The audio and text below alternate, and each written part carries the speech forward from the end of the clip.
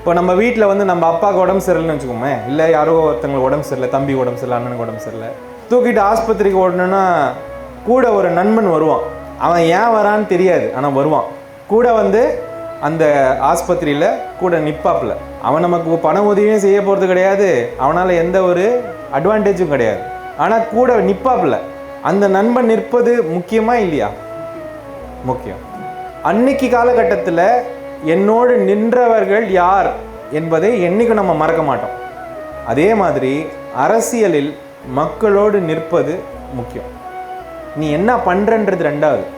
2 லட்ச ரூபாய்க்கு நீ புடவை வாங்கி கொடுக்க வேண்டாம், இல்லை நீ பெரிய லெவலில் ரத்த தானம் பண்ண வேண்டாம், இல்லை உன் கண்ணு கிட்னியெல்லாம் கொடுக்க வேண்டாம், இல்லை நீ ரொம்ப பெரிய பண செலவெல்லாம் அந்த பிரச்சனையில் கூட உன்னால் நிற்க முடியுதா? உண்மையான உணர்வோடு அந்த இடத்துல நீ நிற்கிறியா அப்படின்றது தான் அரசியலோடைய ஒரு டெஃபினிஷனாக நீங்கள் பார்க்கணும்.